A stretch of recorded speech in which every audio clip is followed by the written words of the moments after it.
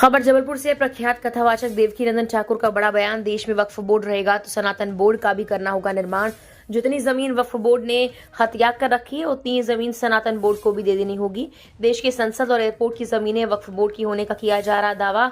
हालात ऐसे ही रहे 10 से 12 साल पूरे होने पर वक्फ बोर्ड जताएगा अपना हक। सनातन बोर्ड के मुद्दे पर राजनीतिक पार्टियों को देना होगा जवाब, करना होगा समर्थन। मशहूर कथावाचक देवकीनंदन ठाकुर ने 16 नवंबर को दिल्ली में विशाल धर्म संसद का आयोजन करने का ऐलान किया।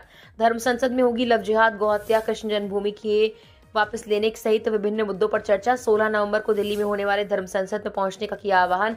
जामा मस्जिद की जिन सीढ़ियों में भगवान केशव देव की छवि को गाड़ कर रखा गया उसे हर हाल में लाया जाएगा वापस।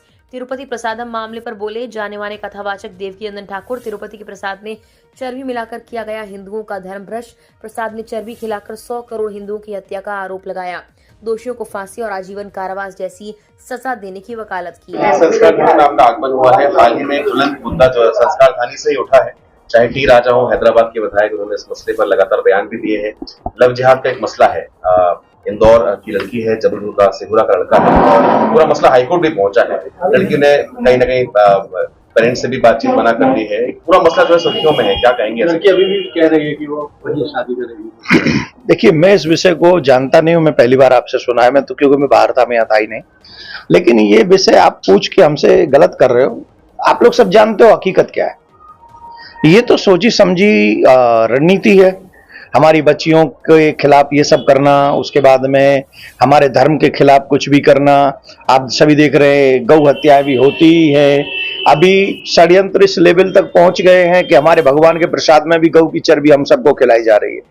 और दुर्भाग्य यह है कि हम सब अपने आप को हिंदू कहते हैं और खा के भी चुप बैठे हुए। हम लोगों ने कोई ऐसी बात नहीं कही कि ये गलत है और ये नहीं होना चाहिए। हम सब हिंदू हैं, सहनशील हैं और हर चीज को सहते हैं, लेकिन सहने की भी एक हद होती है। सहने की भी एक हद होती है और उस हद को क्रॉस कर रहे हैं हम लोग। जो व्यक्ति हद से ज्यादा सहता है ना, फिर उसे ये नहीं कह सकते ये सहनशील है, फिर उसे कहते हैं ये कायर है, ये बुजदिल है, ये कुछ कर नहीं सकता। तो हम लोग कायर ना बने। मैं एक बात कहता हूं कि ये तिरुपति बालाजी के प्रसाद में हम हिंदुओं को प्रसाद में मिलाकर गौ के चर्बी खिलाई गई। ये तो सरकारी कंपनियों ने बता दिया कि यही सच है। यही सच है ना। हम सब ने जो शोध कराए हैं, जो वहां के इस समय मुख्यमंत्री ने जो रिपोर्ट हम सबको बताई है, एक तिरुपति बालाजी के प्रसाद जिसमें आस्था कितने लोग, करोड़ों लोगों की देश विदेश से लोग आते हैं, उनकी निष्ठा है। और उस प्रसाद में गौ की चर्बी मिलाकर हम सबको खिलाया गया। इसका मतलब क्या हुआ? धर्म भ्रष्ट किया गया। यही हुआ। धर्म भ्रष्ट का मतलब जानते क्या सजा है? हमारे शास्त्रों में कहा गया प्राण देकर भी धर्म की रक्षा करनी पड़े तो प्राण देकर भी धर्म की रक्षा करनी चाहिए। और धर्म भ्रष्ट किया गया, एक दो का नहीं, करोड़ों लोगों का। तो जिन करोड़ों लोगों का धर्म भ्रष्ट किया गया उसकी क्या सजा है भाई? इसकी क्या सजा देनी चाहिए?